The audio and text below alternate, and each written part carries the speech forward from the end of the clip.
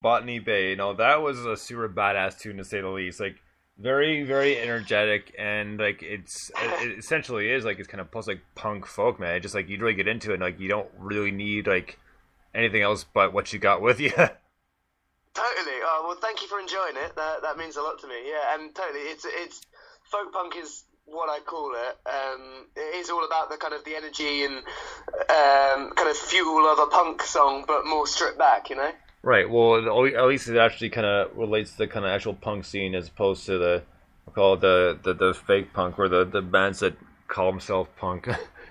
And just on that note, whether it was with a bunch of buddies on Saturday, we were talking about that because every weekend, a few of them are kind of out of town, like in 20, 30 minutes. So they come in and we meet at the dog park with our dogs and we walk around and we kind of catch up for the week. Oh, cool. And we were talking about music and then we got on the topic of punk and we'll call it the poser bands.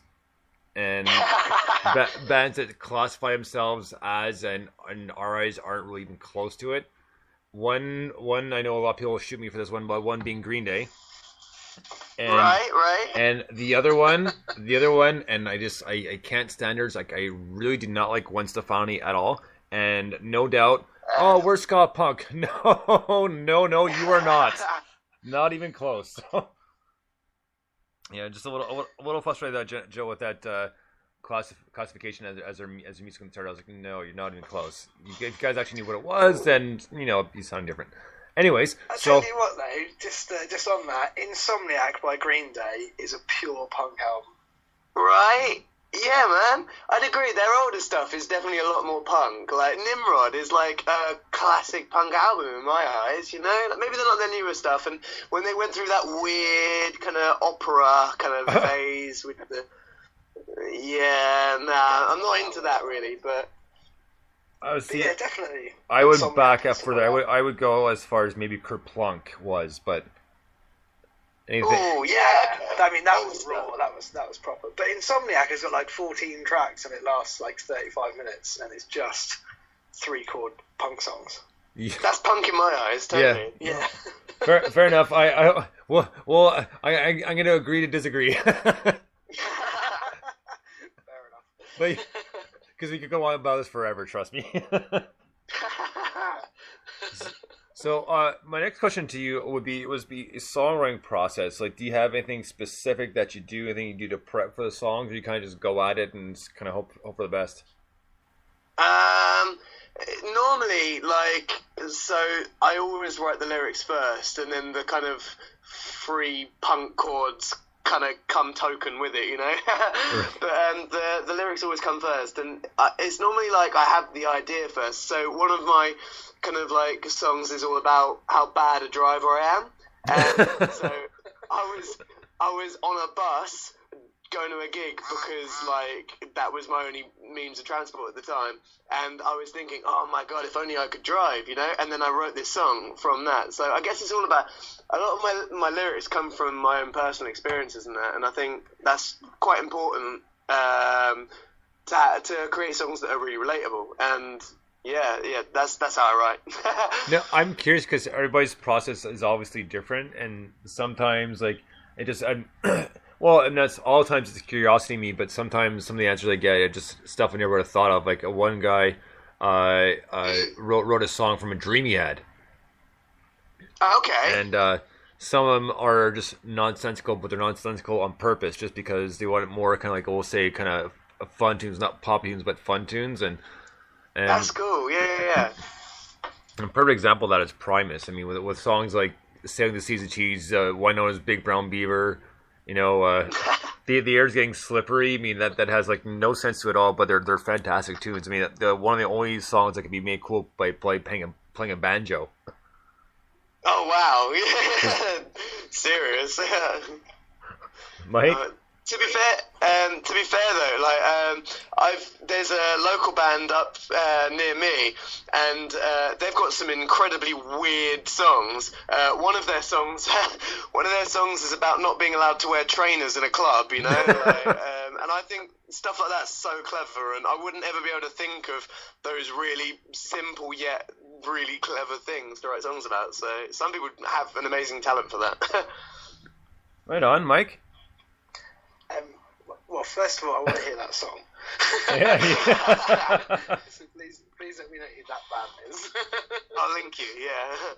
Definitely. That's awesome. Yeah, cool. So one of the interesting, I mean, the thing about your songs is that the storytelling is really present in there. So I guess because it's folk as well, it reminds me of old folk bands like Fairport Convention, Steel Ice Band, and Oh, stuff like that, nice. where they kind of tell those stories. Is that conscious or deliberate, or is that kind of just part of that? Yeah, totally. I think I'm going to get nerdy here, but I think narrative and storytelling is so important in folk music, and I think that's something that's maybe not so present in punk and more rocky stuff. So it's nice to kind of blend the two together in a sense. And I think that maybe people like Bob Dylan have this kind of really powerful way of storytelling. And a lot of people say that Bob Dylan was one of the first kind of folk punk singers. A lot of what he did was very punk at its roots, but he had this very kind of folk way of telling stories, and I like to kind of maybe follow that kind of tradition. Yeah. Yeah, definitely. Well, arguably Woody Guthrie as well. I mean, Oh, totally. Yeah. Maybe he was the first punk. I don't know. He was definitely definitely the first punk. This machine kills fascists. Come on, Exactly. Completely agree. Cool. So after you did your first album and broke into a radio station, you then went and actually bought a little bit of studio time and did your second album. Totally. And then, as far as I remember, you ran out of money and therefore ran out of time in the studio, which again is quite a cool kind of step in the Wolfe Sunday story. So, do you want to tell us about that? Yeah, totally. So yeah, kind of doing all these kind of endless gigs, I managed to make up a little bit of money from selling T-shirts and the money and CDs, and the money that I didn't use to kind of buy rubbish Happy Meals and stuff to keep me going. I put towards recording a new album. And I really wanted it to be more impressive sounding than just me and an acoustic guitar and a really bad studio microphone, radio station microphone, and so I put this money. It was only about £300, maybe not much, towards going into a proper studio. And it was in my hometown, and it was the best studio in my hometown. And this producer was absolutely incredible, and I just happened to know this incredible drummer. And so I got them both in the studio, and I was like, I want it to sound like a full band. And so we spent 3 days. The first day, I got all the tracking for all the guitars down. It sounded great. Second day, I got all the drums down with my drummer, and it sounded great. On the third day, I was like, well, damn, I've got a whole day to record guitar, bass, electric guitar, and vocals. And so, the third day was a bit of a panic. We managed to get it all down, but it wasn't. We spent 12 hours straight in the studio laying down it, but it wasn't to the standard that I would have liked. I mean, it sounded a lot better than the rubbish that I'd put out on my own on that first album. But I was like, oh, it's not quite. But I put it out anyway because it was something that I really needed to get out there to kind of show people the kind of progression, if you know what I mean. Right. Well, the first, that's not the only album to be recorded cheaply. I mean, Nirvana's album Bleach was recorded for $600 US. Really? Yeah, No way. yeah. That's classic. $600 US in '89 with the label Sub Pop. $600. And in fact, wasn't it, what's the guy's name? Jason something. Jason Everman. Yeah. Gets credited on that album because he actually gave them the $660 to do it. But they'd already recorded it, so he didn't appear on it. He's credited on it, and then he got kicked out the band maybe 3 months afterwards, and they never paid. Wow. Yeah. And then, because wasn't Chad Channing was drumming for them at the time too, wasn't he? Yes, yeah, No it was. way. Yeah, and that was. I could literally talk for hours about Nirvana, by the way. So you've opened up. I do love Nirvana. Yeah, I do love Nirvana. Yeah. We're That's cool. both Mike and I together are a Wikipedia for just random useless information and just different band information that you never would have thought of or even maybe heard of, or at least not on a frequent basis. But only music. I can't do sport or. You got to have your kind of niche kind of subject. Well, Specialist subject. I can do music, I will say some TV, some cartoons. I'm not gonna lie, I like my cartoons, so you know. I love my cartoons. So Adventure Time is like the one. right now, or as the past while, I've been really into Archer, and Okay. I've been nailing Mike for his phrasing, and it's not intentional, but still funny. So it's it just comes up. He just and after he says like, oh crap, I didn't mean it to come out that way. What was the one the other week? I accidentally said naughty 90s or something. Naughty night. It became a whole thing. Yeah. And then our interview a couple weeks ago with the actions that was the crown one of them all. And Michael goes, for once it's not me, and it wasn't there was just because we were talking about the pedal, the Big Muff, Right. and he says, and I quote, sometimes you love the warmth of the Big Muff, and I was like holy crap. I had to hit the mute button on my side to start to laugh, you know. I forgot about that actually. Yeah. Yeah. Yeah. That's why we always have a lot of fun on this show, because there's always a lot of stuff like that going on that I so kindly point out. So I think that's brilliant. so getting on since the new album is almost done, do you have like an actual date set for it to be finished and released, or? Not yet, no. So it's still in the kind of like finishing stages of recording. So this time I've taken it a lot longer. I'm back in like a proper studio, and I've got the same drummer as well. And we've just been working like tirelessly on like making the most perfect record that we like possibly could. Still on a really tight budget, but we're just kind of like managing time and money a lot better than we have before. And I think all of us that are working on it as a team, me especially, I think, have like developed in the kind of like time that we've been doing this, have developed more and kind of know how to approach it a bit better, if you know what I mean. But yeah, I think I'm more mature in that kind of aspect.